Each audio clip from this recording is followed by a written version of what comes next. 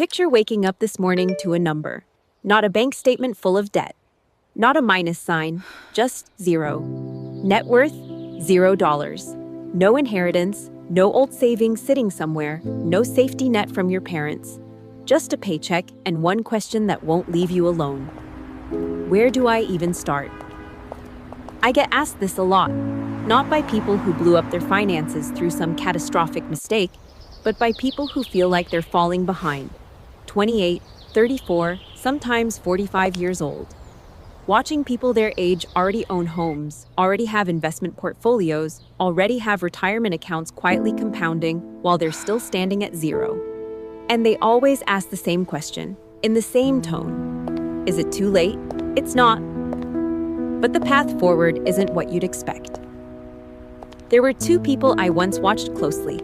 Call them Daniel and Marcus. Both started at net worth zero at age 30. Both earned around $55,000 a year. Both lived in similar mid-sized cities with comparable costs of living. 10 years later, Daniel's net worth sat around $180,000. Marcus was still at $12,000. Not because Daniel got some massive raise or a lucky windfall. The gap wasn't about income. The gap was about the order of decisions they made standing at that same zero. This isn't about how much you earn when you start. This is about the sequence of moves you make before that income has a chance to get used to being spent. Data from the Federal Reserve shows something that still surprises people. Nearly 37% of American adults couldn't cover a $400 emergency expense without borrowing or selling something. This isn't just a low-income problem. Empower's own research found that a chunk of that group earns over $100,000 a year. Read that again. Six-figure income and a $400 emergency could still knock them over.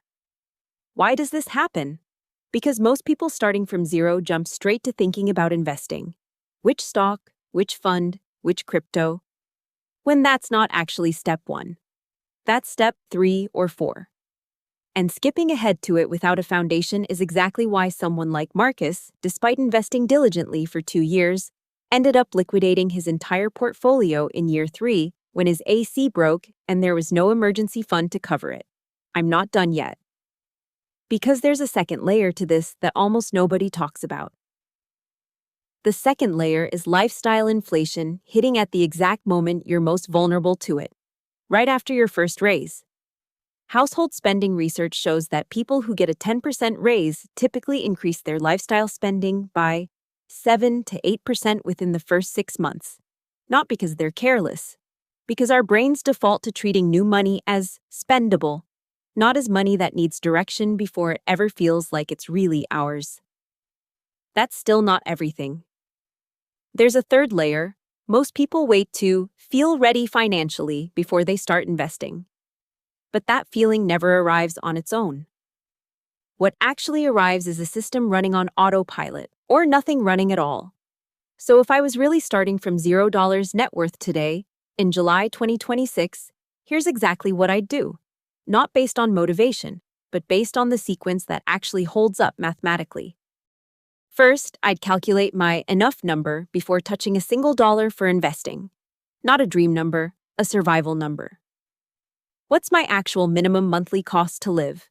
Why this first? Because without this number, an emergency fund stays abstract. And abstract always loses to concrete spending temptation. Second, I'd build a 1-month emergency fund first. Not 3, not 6 months all at once. Because a big target up front triggers resistance, and most people quit halfway. 1 month first, then 3. This is the same logic behind Kaizen. Small consistent change beats big change that stalls out by month 2. Third, and this is the step almost everyone skips. I'd automate everything before the paycheck ever hits my main account.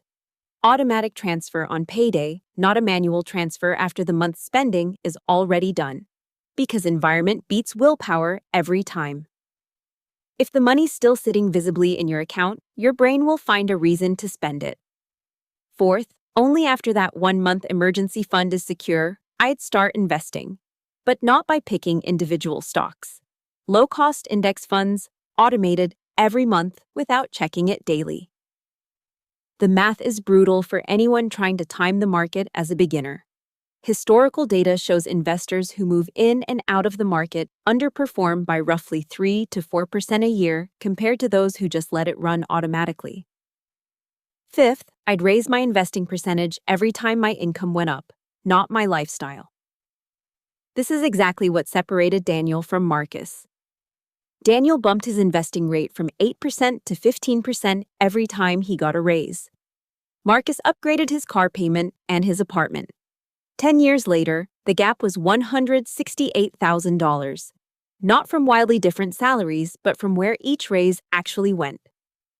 Sixth, I'd avoid the single most common psychological trap, comparing my progress to people who had a head start. Real wealth whispers. Fake wealth screams.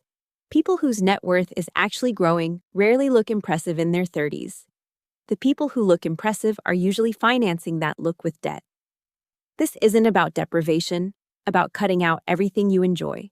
This is about intention, knowing where every dollar is going before it disappears without a trace.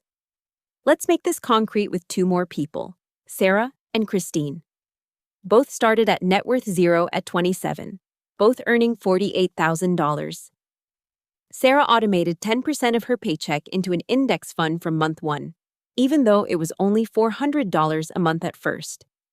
Christine waited until her salary was bigger to start investing, a decision that felt perfectly reasonable, but it cost her 5 years.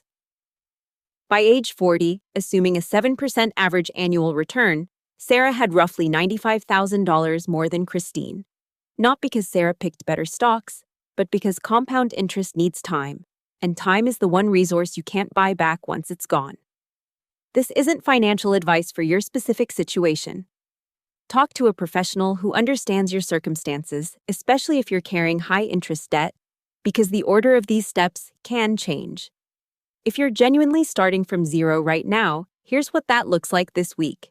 Calculate your minimum monthly expenses and write it down somewhere, not just in your head. This month, open a separate account just for your emergency fund. Set up an automatic transfer, no matter how small. $50, $100, it doesn't matter. What matters is the system runs before the amount gets big. This quarter, once that 1-month emergency fund is secure, open an investment account.